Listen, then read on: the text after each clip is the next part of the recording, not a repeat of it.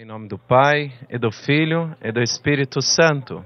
Amém. Que a graça e a paz de nosso Senhor Jesus Cristo, o amor do Pai, a comunhão e os dons do Espírito Santo estejam convosco. Bendito seja Deus que nos reuniu no amor de Cristo. Meus irmãos e minhas irmãs, durante as 5 semanas da Quaresma, preparamos os nossos corações pela oração, pela penitência e pela caridade. Hoje, aqui nos reunimos e vamos iniciar com toda a Igreja a celebração da Páscoa de Nosso Senhor, para realizar o mistério de sua morte e ressurreição. Cristo entrou em Jerusalém, sua cidade. Celebrando com fé e piedade a memória desta entrada, sigamos os passos de nosso Salvador, para que, associados pela graça à sua cruz, participemos também de sua ressurreição e de sua vida. Eu convido a se aproximarem para receberem a bênção nos ramos.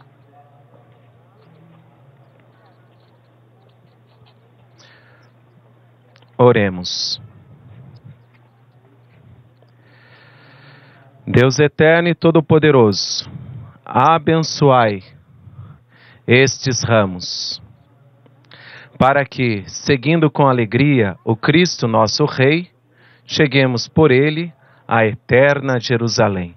Por Cristo nosso Senhor. Amém.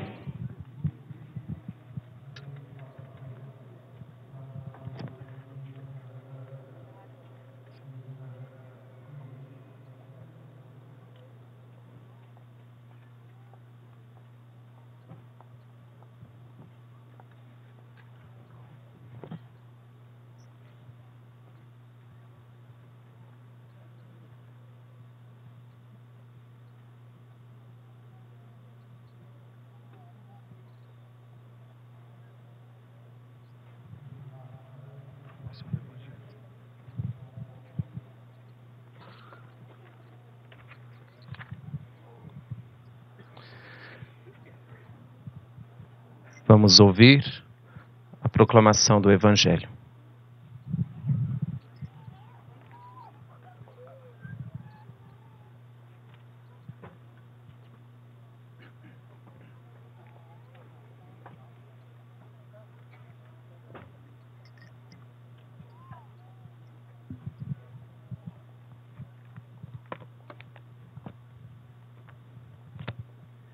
O Senhor esteja convosco. Proclamação do Evangelho de Jesus Cristo segundo Lucas. Glória a vós, Senhor.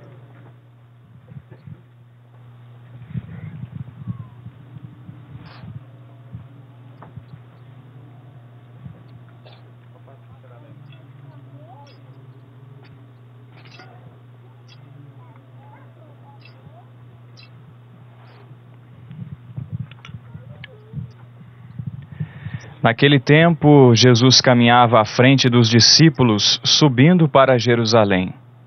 Quando se aproximou de Betfagé e Betânia, perto do monte chamado das Oliveiras, enviou 2 dos seus discípulos, dizendo: Ide ao povo ali na frente. Logo na entrada encontrareis um jumentinho amarrado, que nunca foi montado. Desamarrai-o e trazei-o aqui. Se alguém por acaso vos perguntar: por que desamarrais o jumentinho? Respondereis assim: o Senhor precisa dele. Os enviados partiram e encontraram tudo exatamente como Jesus lhes havia dito. Quando desamarravam o jumentinho, os donos perguntaram: por que estáis desamarrando o jumentinho? Eles responderam: o Senhor precisa dele. E levaram o jumentinho a Jesus. Então puseram seus mantos sobre o animal e ajudaram Jesus a montar. E enquanto Jesus passava, o povo ia estendendo suas roupas no caminho. Quando chegou perto da descida do Monte das Oliveiras, a multidão dos discípulos, aos gritos e cheia de alegria, começou a louvar a Deus por todos os milagres que tinha visto. Todos gritavam: Bendito o Rei, que vem em nome do Senhor. Paz no céu e glória nas alturas. Do meio da multidão, alguns dos fariseus disseram a Jesus: Mestre, repreende teus discípulos. Jesus, porém, respondeu: Eu vos declaro, se eles se calarem, as pedras gritarão. Palavra da salvação. Glória a vós, Senhor.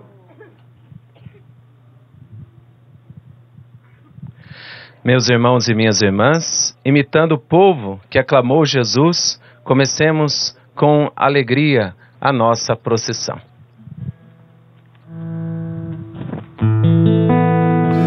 Como na estrada de Jerusalém, um dia também poderemos cantar a Jesus Cristo que virá outra vez para levar-nos ao eterno lar.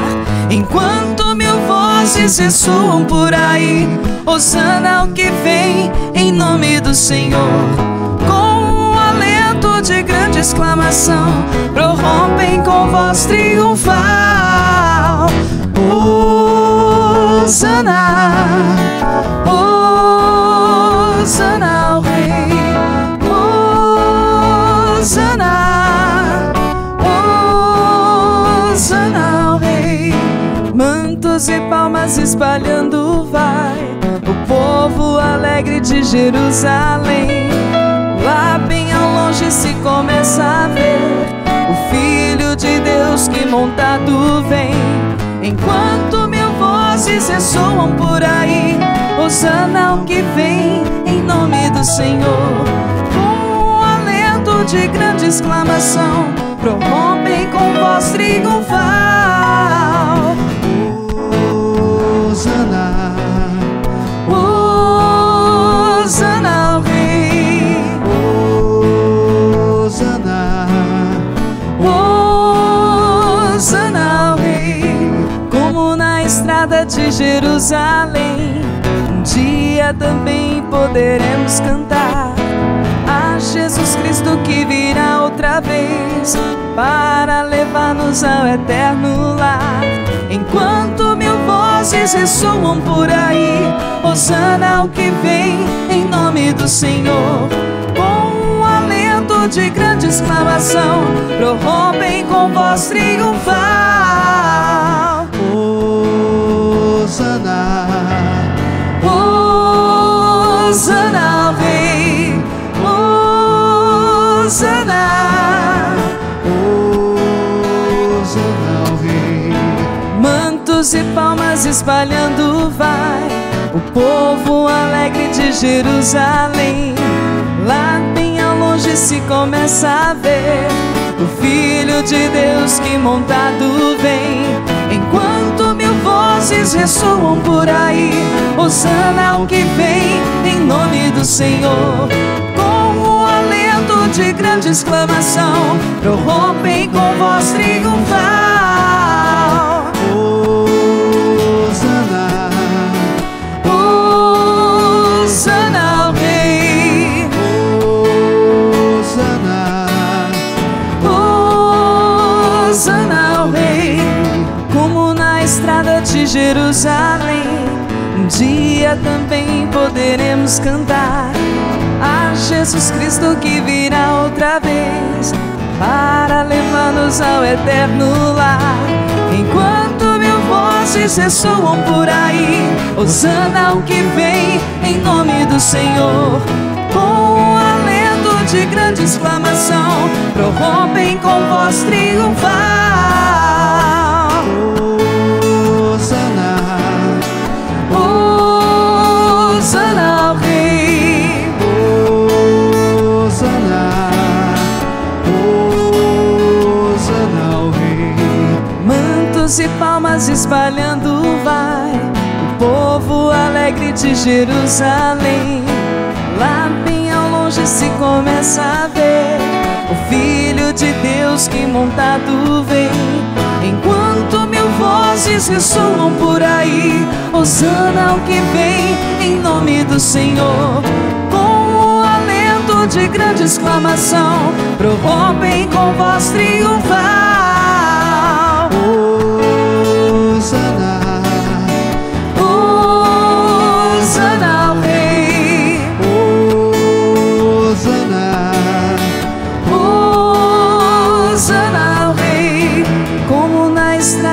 Jerusalém.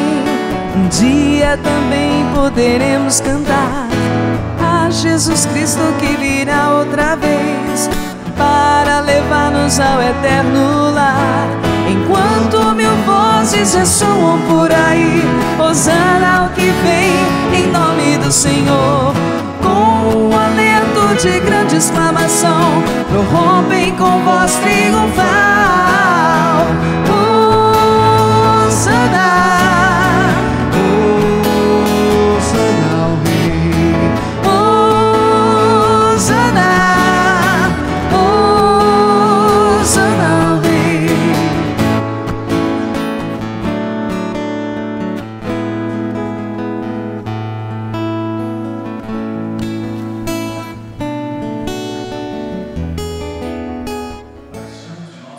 Jesus Cristo segundo Lucas. Glória a vós, Senhor. Naquele tempo, toda a multidão se levantou e levou Jesus a Pilatos. Começaram então a acusá-lo, dizendo: Achamos este homem fazendo subversão entre o nosso povo, proibindo pagar impostos a César e afirmando ser ele mesmo Cristo, o Rei. Pilatos o interrogou. Tu és o Rei dos Judeus? Jesus respondeu declarando: Tu dizes. Então Pilatos disse aos sumos sacerdotes e à multidão: Não encontro neste homem nenhum crime. Eles, porém, insistiam: Ele agita o povo, ensinando por toda a Judéia, desde a Galiléia, onde começou até aqui. Quando ouviu isto, Pilatos perguntou: Este homem é galileu? Ao saber que Jesus estava sob a autoridade de Herodes, Pilatos enviou a este, pois também Herodes estava em Jerusalém naqueles dias. Herodes ficou muito contente ao ver Jesus, pois havia muito tempo desejava vê-lo. Já ouvira falar ao seu respeito e esperava vê-lo fazer algum milagre. Ele interrogou-o com muitas perguntas. Jesus, porém, nada lhe respondeu. Os sumos sacerdotes e os mestres da lei estavam presentes e o acusavam com insistência.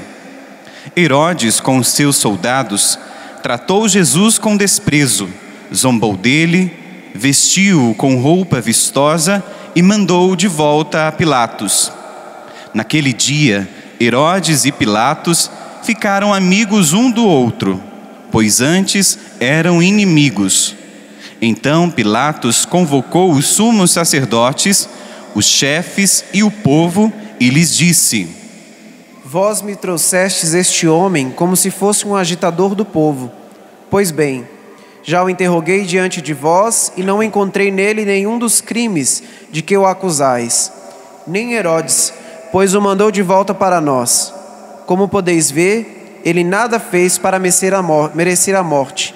Portanto, vou castigá-lo e soltarei. Toda a multidão começou a gritar: Fora com ele, solta-nos Barrabás. Barrabás tinha sido preso por causa de uma revolta na cidade e por homicídio. Pilatos falou outra vez à multidão, pois queria libertar Jesus, mas eles gritaram: Crucifica-o, crucifica-o. E Pilatos falou pela terceira vez: Que mal fez este homem? Não encontrei nele nenhum crime que mereça a morte. Portanto, vou castigá-lo e o soltarei. Eles, porém, continuaram a gritar com toda a força, pedindo que fosse crucificado, e a gritaria deles aumentava sempre mais. Então Pilatos decidiu que fosse feito o que eles pediam. Soltou o homem que eles queriam, aquele que fora preso por revolta e homicídio, e entregou Jesus à vontade deles. Enquanto levavam Jesus, pegaram certo Simão de Cirene, que voltava do campo, e impuseram-lhe a cruz para carregá-la atrás de Jesus. Seguia uma grande multidão do povo e de mulheres, que batiam no peito e choravam por ele. Jesus, porém, voltou e disse: Filhas de Jerusalém, não choreis por mim, chorai por vós mesmas e por vossos filhos, porque dias virão em que se dirá: felizes as mulheres que nunca tiveram filhos, os ventres que nunca deram à luz e os seios que nunca amamentaram. Então começarão a pedir às montanhas: cai sobre nós, e às colinas: escondei-nos, porque se fazem assim com a árvore verde o que não farão com a árvore seca. Levavam também outros 2 malfeitores para serem mortos junto com Jesus. Quando chegaram ao lugar chamado Calvário, ali crucificaram Jesus e os malfeitores, um à sua direita e o outro à sua esquerda. Jesus dizia: Pai, perdoa-lhes, eles não sabem o que fazem. Depois fizeram um sorteio, repartindo entre si as roupas de Jesus. O povo permanecia lá, olhando, e até os chefes zombavam, dizendo: a outros ele salvou, salva-se a si mesmo, se de fato é o Cristo de Deus, o escolhido. Os soldados também caçoavam dele, aproximavam-se, ofereciam-lhe vinagre e diziam: se és o rei dos judeus, salva-te a ti mesmo. Acima dele havia um letreiro: este é o rei dos judeus. Um dos malfeitores crucificados o insultava, dizendo: tu não és o Cristo, salva-te a ti mesmo e a nós. Mas o outro repreendeu, dizendo: nem sequer temes a Deus, porque sofres a mesma condenação? Para nós é justo, porque estamos recebendo o que merecemos, mas ele não fez nada de mal. E acrescentou: Jesus, livra-te de mim, quando entrares no teu reino. Jesus lhe respondeu: em verdade eu te digo, ainda hoje estarás comigo no paraíso. Já era mais ou menos meio-dia, e uma escuridão cobriu toda a terra até as 3 horas da tarde, pois o sol parou de brilhar. A cortina do santuário rasgou-se pelo meio, e Jesus deu um forte grito: Pai, em tuas mãos entrego o meu espírito. Dizendo isso, expirou.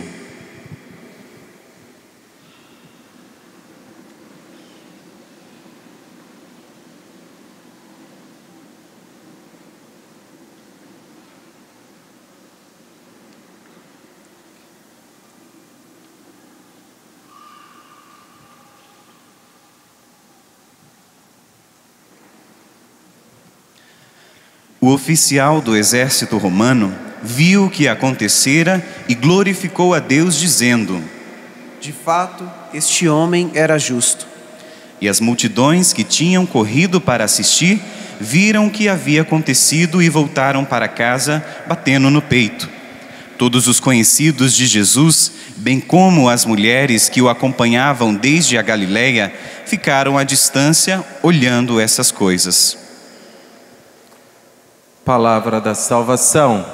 Glória a vós, Senhor.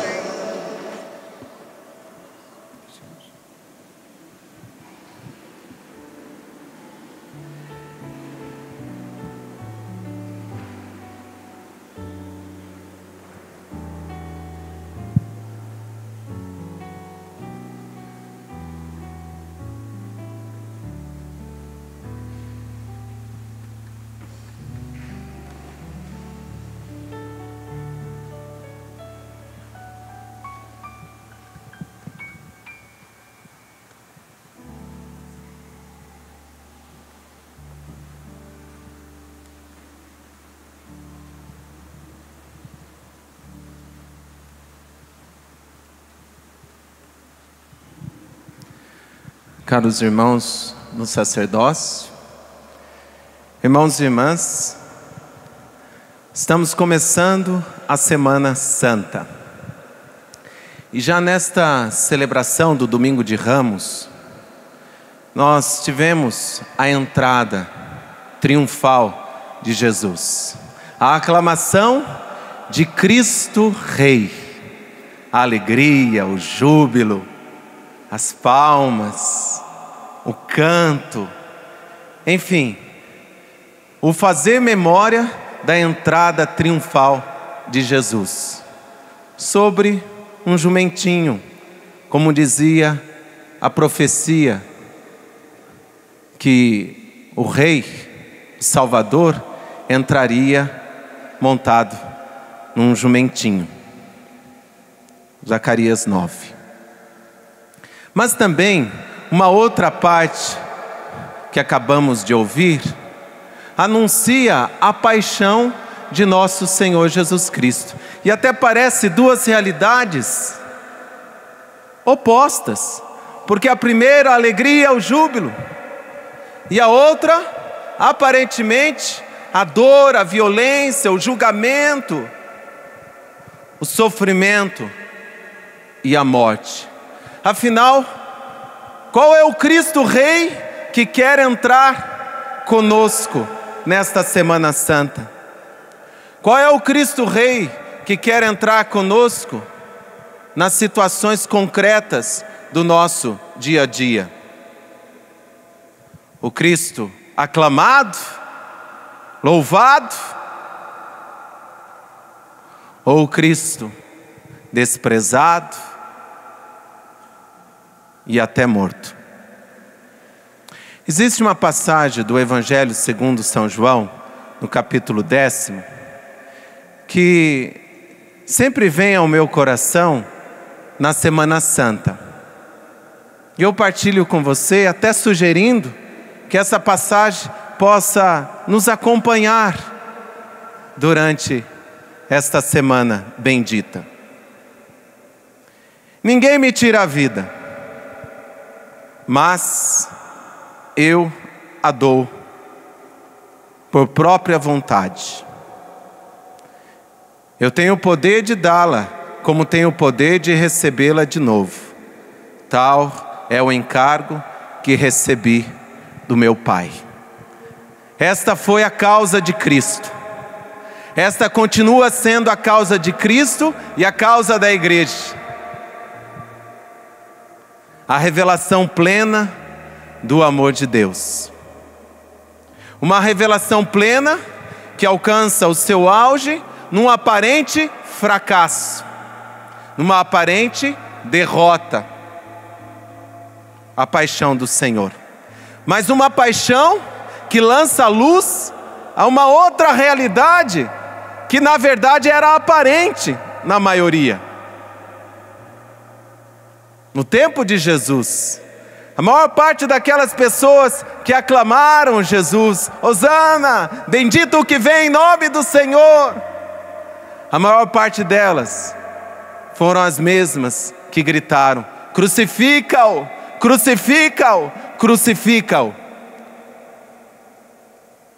Na verdade, a aclamação de Cristo Rei era aparente. Enquanto que Jesus, sendo julgado, condenado e morto, era realmente a vitória de Deus sobre o pecado, sobre Satanás e os seus demônios, sobre o mal, sobre a morte.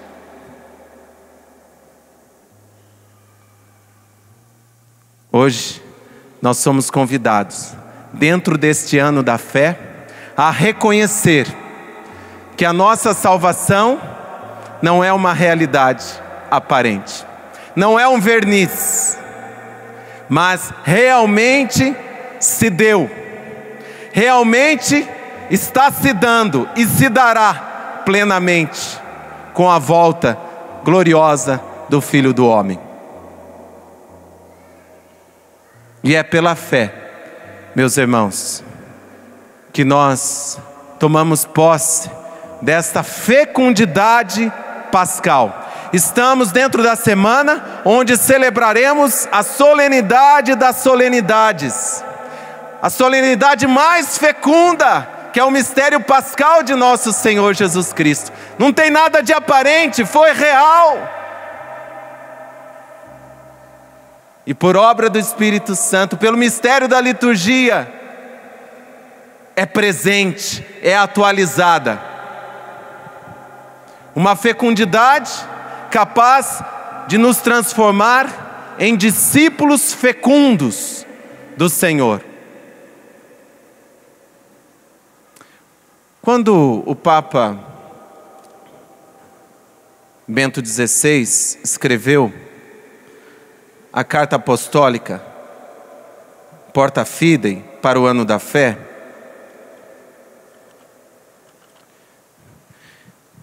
Papa Emérito, ele escreveu o seguinte a respeito desse dom sobrenatural, dessa virtude teologal, a virtude da fé.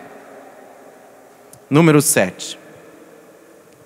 A fé torna-nos fecundos, porque alarga o coração com a esperança que permite oferecer um testemunho que é capaz de gerar. Vamos repetir juntos essa primeira parte? A fé torna-nos fecundos, porque alarga o coração com a esperança e permite oferecer um testemunho que é capaz de gerar. Mas gerar o que, padre? Responde o Papa. De fato, abre o coração e a mente dos ouvidos para acolherem o convite do Senhor a aderir à sua palavra, a fim de se tornarem seus discípulos. Os crentes, atesta Santo Agostinho, fortificam-se acreditando. Os crentes fortificam-se acreditando. Acreditando nesse mistério pascal. Acreditando que o Cristo Rei que entrou em Jerusalém e que sofreu a paixão, Ele é o Senhor. Ele é o único Salvador. Ele é a nossa esperança. Ele é a fonte desta fecundidade. Ele é a revelação plena desta palavra, desta verdade que liberta. Eu quero, neste momento, utilizar o Evangelho na sua versão mais longa. A partir de Lucas capítulo 22, onde vem nos demonstrar que Jesus Cristo, Ele de fato é este verdadeiro Deus e verdadeiro homem, que nos torna fecundos e nos torna verdadeiros discípulos, na medida que pela ação do mesmo Espírito Santo e pela fé, a gente vai se assemelhando a Ele, numa caminhada que, repito, não é feito só de aclamações, só de aplausos, de reconhecimentos, mas uma caminhada que é feita de entrega voluntária, livre, de doação, por amor.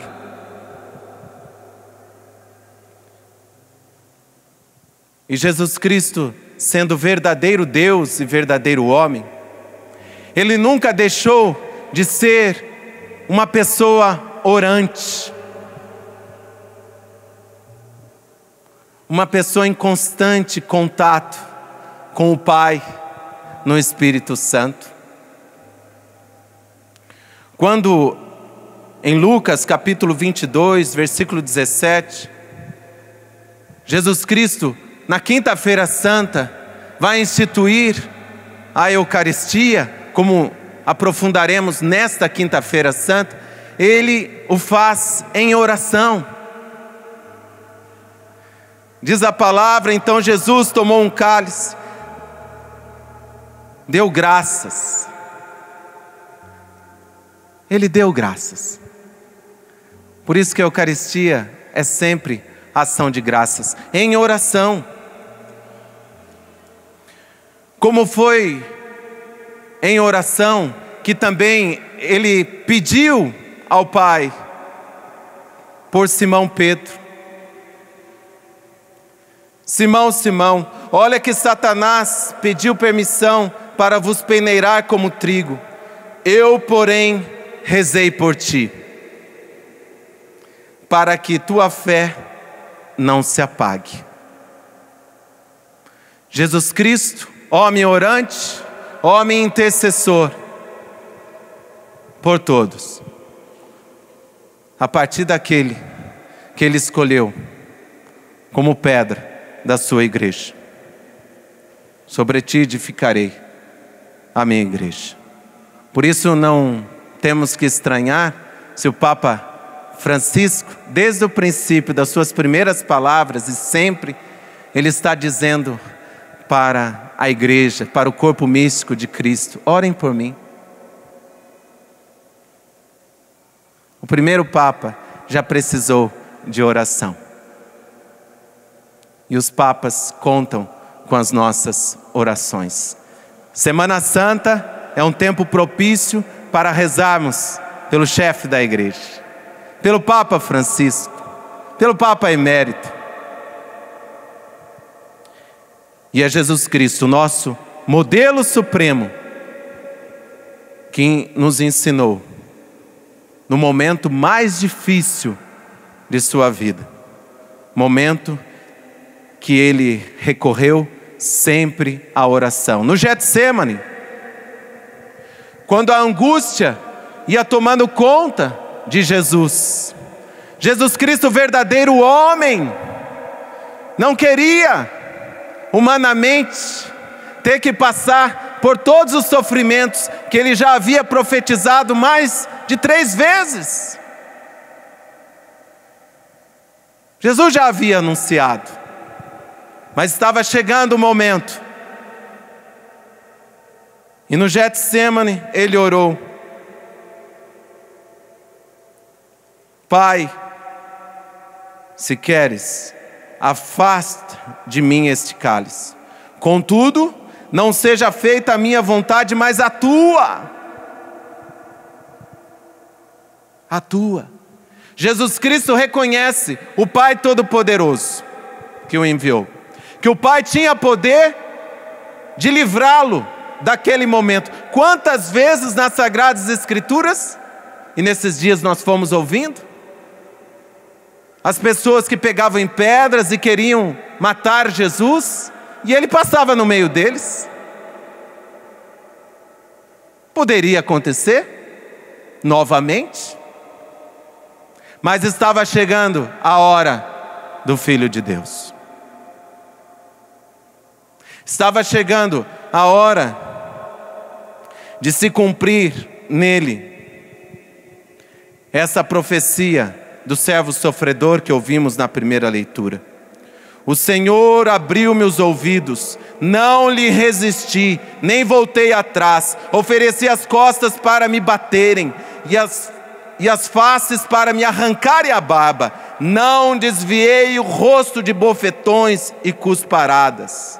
Mas o Senhor Deus é meu auxiliador. Como é que começou? O Senhor abriu meus ouvidos, não lhe resisti, nem voltei atrás. Não fugi. A oração de Jesus no Getsemane, ao ponto dele suar como sangue, foi uma oração reconhecendo o Pai Todo-Poderoso, capaz de o livrar naquele momento, mas uma oração sobretudo de discípulo, discípulo da vontade do Pai. Não foi uma oração: Pai, o que eu devo fazer agora para fugir do sofrimento? É uma grande tentação para nós cristãos pensarmos que a oração é uma forma de sofrermos menos. E quantos que infelizmente têm uma ideia de fé como a capacidade de levar a Deus a fazer o que eu quero, de levar a Deus a me servir e me ajudar a alcançar os meus objetivos. Enquanto que Jesus Cristo, o orante, o discípulo da vontade do Pai, ele ora naquele momento de angústia. Para quê? Para não recuar. Mais uma vez, Jesus Cristo exercita uma virtude humana tão necessária para quem quer ser discípulo fiel de Jesus Cristo até o fim. A virtude da fortaleza. É uma virtude humana. E como nosso Senhor não precisaria desta virtude? Segundo a leitura, carta de São Paulo aos Filipenses, Jesus Cristo, existindo em condição divina, não fez do seu ser igual a Deus uma usurpação, mas ele esvaziou-se a si mesmo, assumindo a condição de escravo e tornando-se igual aos homens. Encontrado com aspecto humano, humilhou-se a si mesmo, fazendo-se obediente até a morte, e morte de cruz. A partir do momento que o Filho de Deus, sendo Deus, entrou na humanidade, pelo sim da Virgem Maria, por obra do Espírito Santo, ele começou a exercitar-se também nas virtudes humanas. Fazer-se homem já era um grande esvaziar-se. Agora, como homem, se fez escravo, se fez obediente. Como homem, se fez Cordeiro de Deus para tirar o pecado do mundo.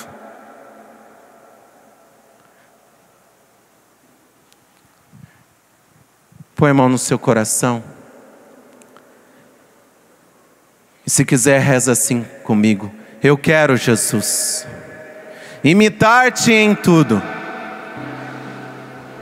também no exercício heróico das virtudes humanas. E desta virtude humana, Senhor, a virtude da fortaleza. Por isso, em oração, eu suplico, Senhor, derrama o Teu Espírito Santo, vem tomar conta de todo o meu ser. Pega a mão do seu irmão que está aí do seu lado, levanta ele, com carinho.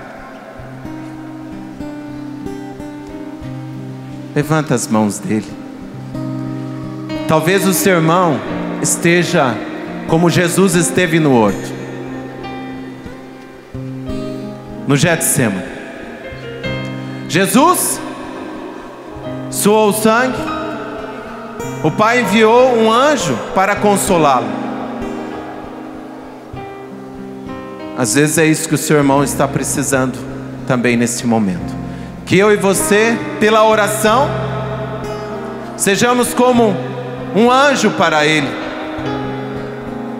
Daqui eu não vejo, sem ouvir eu nem tenho noção do que você está passando, ou quem nos acompanha pelo Sistema Canção Nova. Mas Deus não só vê, Ele sente conosco. É um Deus de compaixão, é o Pai das misericórdias. Mas Ele quis contar com um anjo consolador. Vamos pedindo o Espírito Santo para este nosso irmão. Vamos pedindo esse derramamento do Espírito Santo sobre eles, sobre aquelas pessoas que ficaram lá em casa, pessoas que estamos sabendo que estão sofrendo e que precisam imitar a Cristo, o servo sofredor, aquele que não recuou, aquele que não fugiu do sofrimento, não fugiu da dor, mas foi fiel à sua vocação, foi até o fim na missão que o Pai tinha para ele. Talvez esteja assim o seu irmão aí do seu lado, precisando desse derramamento do Espírito Santo. E assim estamos nós, assim estou eu, Senhor. Vem tomar todo o meu ser, vem tomar todo o nosso ser. Derrama, Senhor. Tu que intercedesses por São Pedro, intercede por nós. Intercede, Senhor, pelas nossas famílias. Derrama o Teu Espírito Santo, Senhor. Vem, Espírito Santo, vem sobre nós, como em Pentecostes, possuir o meu ser. Vem, Espírito Santo, vem sobre nós, como a chuva que lava a terra, vem lavar meu viver. Vem, Espírito Santo, vem sobre nós, como em Pentecostes, possuir o meu ser. Vem, Espírito Santo, vem sobre nós, como a chuva que lava a terra, vem lavar meu viver. Vem, Espírito Santo, vem sobre nós, vem sobre a nossa realidade, vem sobre a nossa fragilidade, Espírito Santo, vem sobre as nossas lutas e dá-nos a graça de ouvidos de discípulos. Dá-nos a graça, Espírito Santo, de não recuarmos, de não desistirmos, de não renunciarmos à nossa vocação, de não renunciarmos à vontade do Pai a nosso respeito. Vem, Espírito Santo, vem, Espírito Santo, vem sobre nós, vem sobre nós. Vem, Espírito Santo, vem sobre nós, vem sobre nós. Vem, Espírito Santo, vem sobre nós. Esse coração que representa também a nossa humanidade, tão frágil, mas assumida pelo mistério de Cristo na encarnação. Jesus quis ter um corpo, uma humanidade capaz de sofrer as tentações,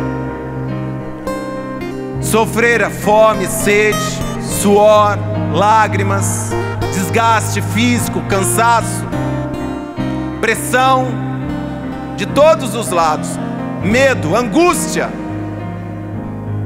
Jesus Cristo só não pecou, mas em tudo mais se fez semelhante a nós. E em tudo Ele orou. Em tudo Ele apresentou a sua humanidade, capaz também de morrer, não só sofrer, mas capaz também de obedecer em tudo à vontade do Pai, capaz de não recuar, não desistir pelo deslumbrar dos sofrimentos que estavam para chegar. Então vai se sentando e pedindo pela sua humanidade. Vem Espírito Santo, vem sobre, pela sua humanidade. Vem Espírito Santo, vem sobre a nossa fragilidade. Vem Espírito Santo, vem sobre a nossa fé. Vem Espírito Santo, vem sobre nós. E olha que interessante o que o compêndio do Catecismo da Igreja Católica vem ensinar sobre o que é virtude. Presta atenção. Número 377 do compêndio do Catecismo da Igreja Católica. A virtude é uma disposição habitual e firme de fazer o bem. Não é uma disposição habitual e firme de buscar somente o próprio bem, de fazer o bem. Nem sempre é para nós. Ensinava São Gregório de Nissa: o fim de uma vida virtuosa consiste em se tornar semelhante a Deus.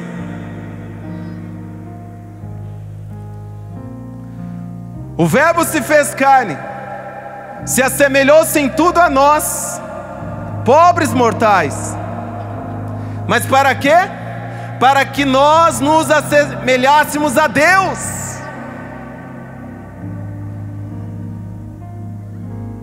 E dentre tantas virtudes, eu quero insistir nesta virtude, a virtude humana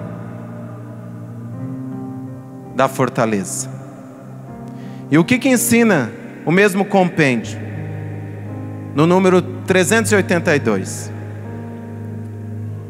A fortaleza assegura a firmeza nas dificuldades. Quem é que tem dificuldade aí na vida? Levanta a mão. Não precisa levantar o pé não, é só a mão. Quem é que não tem, né? Nós padres, né? Quereríamos, né? Não tê-las. Seminaristas, então, até chegar no sacerdócio. Quantas dificuldades. E é bom que tenham mesmo, viu?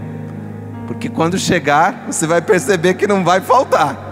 Se não aprender com Jesus Cristo enquanto seminarista, olha, pode faltar fôlego enquanto padre.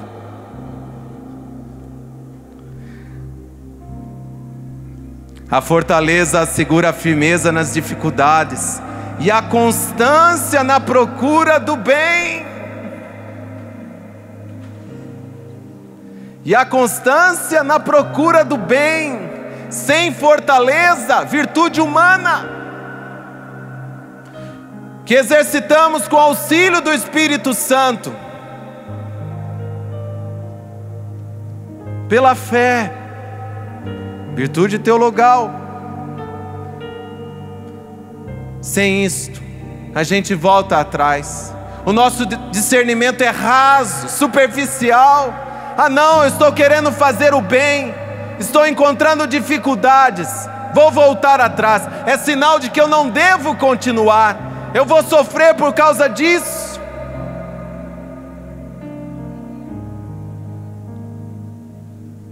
Eu vou sofrer se eu continuar insistindo na evangelização da minha família, na evangelização do lugar onde eu trabalho, do meu bairro, da minha cidade, da minha igreja, da minha paróquia, da minha comunidade. Eu estou vendo que eu vou sofrer, como São Paulo, que o Espírito Santo me avisa, é uma coisa, que me esperam cadeias, tribulações, sofrimentos. Então eu vou recuar. Não deve ser de Deus tanta dificuldade.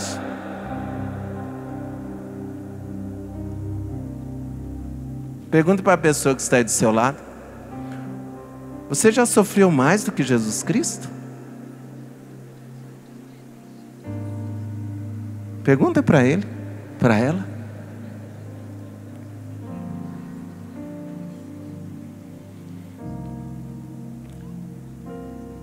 Virtude da fortaleza. Chegando até a capacidade do eventual sacrifício da própria vida por uma causa justa. Não pode faltar em nós esta virtude humana. E dependendo da situação, e quanto mais nós avançarmos na vontade de Deus, com certeza, essa virtude vai precisar ser heróica. Se não recuamos, desistimos do bem, e nem imaginamos que com a graça do Espírito Santo, seremos capazes de dar a vida, de nos sacrificarmos, como Cristo, Rei dos mártires, o fez. Não por ser aplaudido em Jerusalém, foi só na entrada. Depois caiu sobre ele o sofrimento como nunca antes. Caiu sobre ele todos os nossos pecados, todas as nossas misérias, e ele não recuou. Padre, mas eu sou fraco. Seja bem-vindo à Igreja de Jesus Cristo. Santa, mas feita de homens e mulheres fracos, frágeis, mas que tem como rocha o próprio Deus, rocha da própria pedra que é Pedro. Se Jesus Cristo não tivesse orado por Pedro, ele não chegaria onde chegou. Hebreus 8, nós temos um sumo sacerdote, numa tenda, não feita por mãos humanas, não feita por fragilidades humanas. Nós temos junto ao Pai, à direita do Pai, Jesus Cristo, aquele que passou por aqui, experimentando o que é dor e tudo mais. Para quê? Para que na sua e na minha dor, na nossa fragilidade, não recuássemos. Pelo contrário, que até o sofrimento em Deus, nunca causado por Deus. Diga para a pessoa que está aí do seu lado: Deus não causa sofrimento. E faz assim com o dedo, para ficar mais claro para ele. Deus não é a causa dos sofrimentos, nem na sua vida, nem na igreja, nem no mundo. Não. Mas no nosso sofrimento, qualquer que seja, pessoal, familiar, na sociedade, Cristo Rei, ele sentiu na pele. Você pode dizer para mim: padre, o senhor fala isso porque o senhor não está dentro de mim, o senhor não sabe o que eu estou passando. É verdade, tem razão. Só que aquele que pode nos salvar, aquele que pode derramar constantemente o Espírito Santo e nos exercitarmos nas virtudes, inclusive da fortaleza, ele não está só ao seu lado, ele está dentro de você. E se ele quis precisar de um jumentinho que não tem razão, não tem inteligência, foi desamarrado para poder então servir ao Senhor. Claro, ele é um grande exemplo de humildade. Só que nós temos algo que os animais não têm, nunca terão, e que nosso Senhor precisa: inteligência, vontade, liberdade. Não existe virtude que cresça no ser humano sem que ele queira livremente, sem que eu e você, no uso da nossa razão, a gente queira imitar a Jesus Cristo pela fé. Você quer? Você quer se assemelhar a Jesus Cristo dentro da sua realidade? Você quer não desistir da sua vocação? Fico imaginando hoje o que um casal não precisa viver em termos de renúncia de si mesmo, de aceitar a cada dia a cruz. Quem é casado aqui? Levanta a mão. Eu fico imaginando quanta renúncia, quantas oportunidades de crescer na virtude da fortaleza, porque sem ela nós nos agarramos às desculpas que o mundo tem oferecido, por exemplo, para os casais e também para os padres. Você tem direito de ser feliz, porque está sofrendo o que você está sofrendo. E a pessoa, por falta de fortaleza, de unção do Espírito Santo, a pessoa cai nessa tentação. Realmente eu tenho direito de ser feliz, e joga a vocação, a vontade de Deus para o ar. Desiste de ser para os filhos, para os netos, um exemplo de busca de santidade concreta na família. Quanto aos padres, eu não imagino, porque eu sou padre. Ainda que cada um viva realidades também particulares, mas que luta para a gente se manter padre. Às vezes, seminaristas, eu penso que a maior tarefa do padre não é nem isto nem aquilo, é se manter padre todos os dias. Confesso a vocês, muitas vezes eu penso nisso, manter-se padre. Mas imagine os profissionais da saúde, manter-se cristão, discípulo, dentro de uma sociedade, até de uma classe, que vai se rendendo aos critérios do subjetivismo, dos relativismos, vai obedecendo à dinâmica de uma cultura da morte. Os nossos doutores, aqueles que podem contar com Deus para tratar do povo de Deus, se rendendo a uma cultura de morte. Eu não estou generalizando, estou dizendo que todos os médicos são a favor de abortos, trabalhem para isso, aprovem a isso. Não estou dizendo que todos são assim.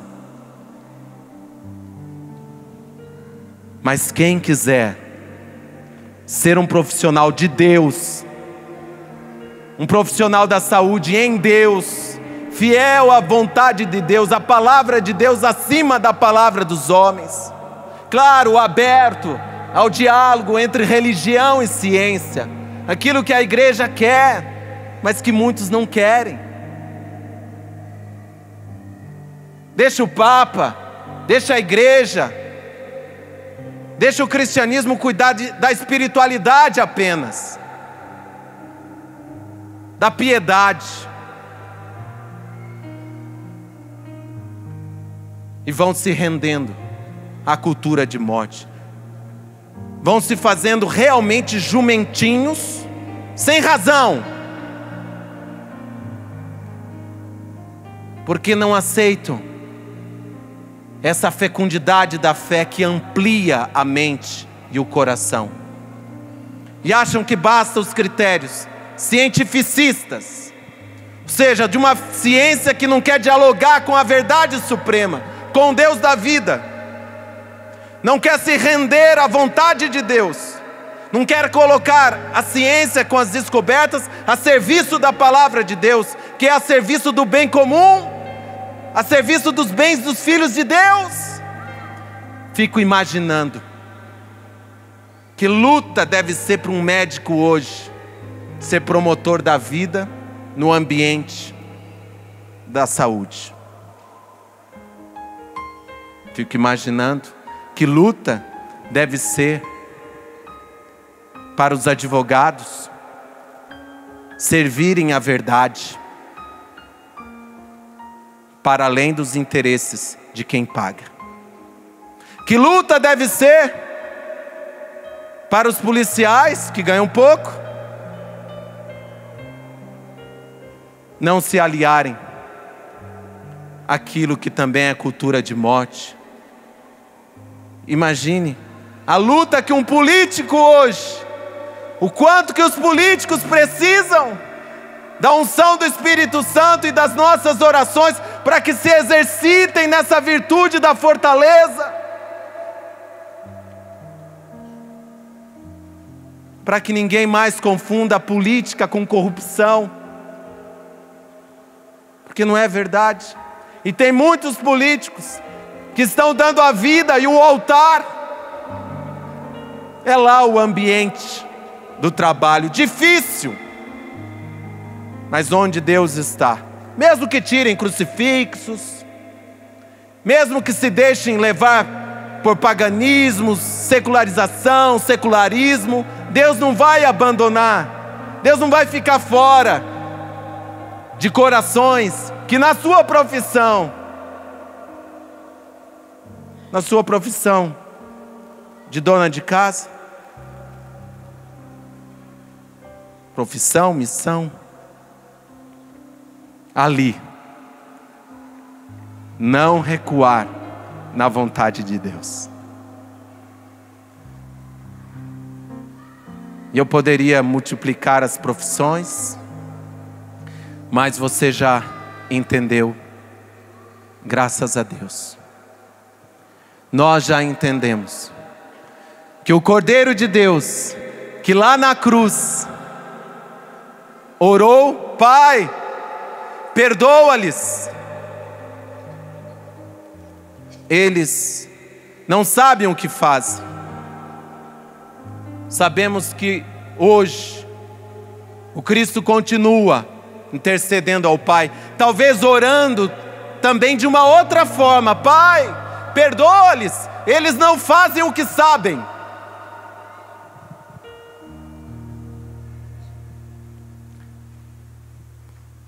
O importante é que nós podemos contar com o mediador da salvação, que no auge da sua dor, ele teve um olhar sobre aquele ladrão que se arrependeu. Hoje mesmo estarás comigo no paraíso.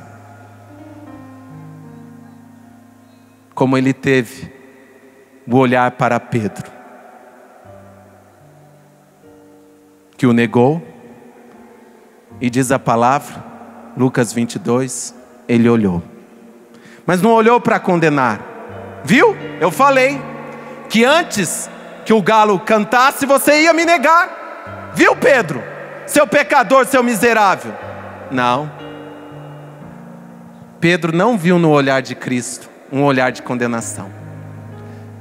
Pedro viu no olhar de Cristo o olhar que todos nós precisamos para crescermos na fé, para crescermos nas virtudes, inclusive nessa virtude, a virtude teologal da fé e a virtude humana da fortaleza. Cristo sabe que somos frágeis. Cristo sabe que sem o Espírito Santo nós falamos, mas na prática vivemos o contrário. Isso a partir de mim, que estou falando a vocês nesse momento. Por isso, Jesus, com os meus irmãos aqui presentes, com aqueles que nos acompanham pelo Sistema Canção Nova, eu quero clamar a Ti, ó intercessor, nosso intercessor junto ao Pai. O Senhor que continua de tantas formas presente no nosso meio, inclusive pela Eucaristia. Jesus, como aconteceu em Pentecostes, faz acontecer na vida de cada um de nós aqui. Faz acontecer durante toda essa Semana Santa, Senhor. Sobre todo este tempo pascal que vamos iniciar. Mas sobre todos os dias da nossa vida, Jesus, faz acontecer um derramamento constante do Espírito Santo. Porque no ano da fé, e em todos os anos da nossa vida, queremos ter fé, queremos crescer nas virtudes teologais e humanas, queremos testemunhar uma fé fecunda e uma fé forte, uma fé fortalecida por Ti, Senhor. Esse é o tempo que estamos vivendo, irmãos. Quem esperava um Papa que não pregasse o crucificado, como o Papa Bento XVI pregou, o Beato João Paulo II e todos os predecessores, até Pedro, se decepcionou na primeira homilia dele, ainda falando aos cardeais, na Capela Sistina, onde ele tinha acabado de ser eleito. Ele falou: é possível ser fiel, leigo? É possível ser sacerdote, bispo e papa, mas sem a cruz, nenhum destes são verdadeiramente discípulos de Jesus. Imagine se eu, pobre e pequeno nada, dissesse isso do Papa e dos bispos. Poderia dizer de mim, mas foi o Papa que disse, para deixar claro para a igreja e para o mundo: eu sou cristão católico. Se estão esperando um Papa laxo, infiel à palavra de Deus, um Papa contra a moral sexual da igreja, que aprove o aborto em alguns casos, não diga nada contra anticoncepcionais, e aprove tudo o que o mundão hoje tem apresentado, relativismo, subjetivismo e etc. Olha, não sou eu este que vocês estão esperando. Não há cristianismo sem mistério pascal. Não há cristão sem cruz. Como não há discípulo de Jesus que carregue com alegria e com esperança a sua cruz até a Jerusalém celeste, não há sem unção do Espírito Santo. Então vamos ficar em pé? Levante os seus braços. E cheios de confiança, de que o Senhor nos ouve, que o Senhor nos atende, que o Senhor sabe muito mais do que nós, que sem o auxiliador, sem o advogado, sem o Espírito Santo, nós não chegaremos a Jerusalém celeste. Sim, Jesus, tu sabes. Por isso nós clamamos, Senhor. Vem, Espírito Santo. Clamamos com fé, Senhor, na tua misericórdia. Clamamos com fé nos teus méritos, Senhor. Clamamos com fé de que o Senhor está em nós. E acreditando, nós somos fortificados. Vem, Espírito Santo. Vem, Espírito Santo, vem sobre nós, como em Pentecostes, possuir o meu ser. Vem, Espírito Santo, vem sobre nós, como a chuva que lava a terra, vem lavar meu viver. Vem, vem, Espírito Santo, vem sobre nós, vem sobre nós. Vem, vem, Espírito Santo, vem sobre nós. Vem, vem, Espírito Santo, vem sobre nós. Vai soltando a sua voz. Vamos deixando que o próprio Espírito Santo venha apresentando ao Pai das misericórdias, a Jesus, o sumo sacerdote, o nosso intercessor junto ao Pai.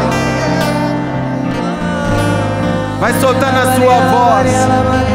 Vamos deixando que o próprio Espírito Santo ore em nós, que o próprio Espírito Santo venha em socorro da nossa fraqueza, onde muitas vezes, ó Pai, nem sabemos como orar.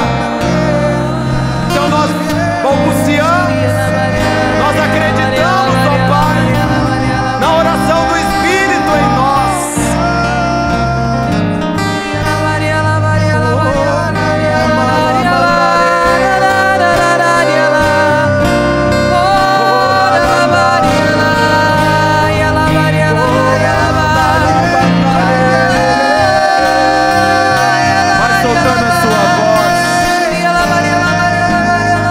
Tomar o nosso ser, Espírito Santo.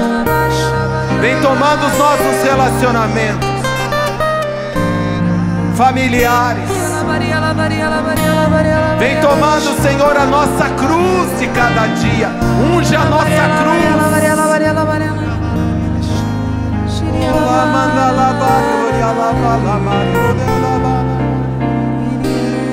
Vem tomando os nossos profissionais.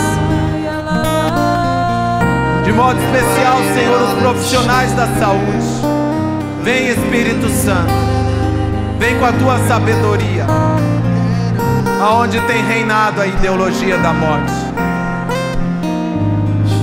dos próprios interesses. Vem, Espírito Santo, vem sobre todos os profissionais.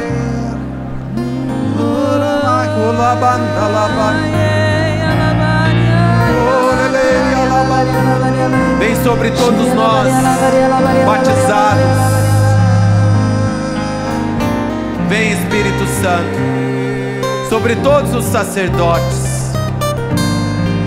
Sim, Espírito Santo, dá-nos a graça de, pelos exercícios das virtudes, nos assemelharmos a Deus, de ajudarmos os fiéis e ajudarmos a humanidade a se assemelhar ao Deus misericordioso, ao Deus rico em compaixão, ao Deus que entra conosco nessa Semana Santa. É o fundamento da nossa Semana Santa, é o centro da nossa Semana Santa. Aquele único que que pode nos santificar.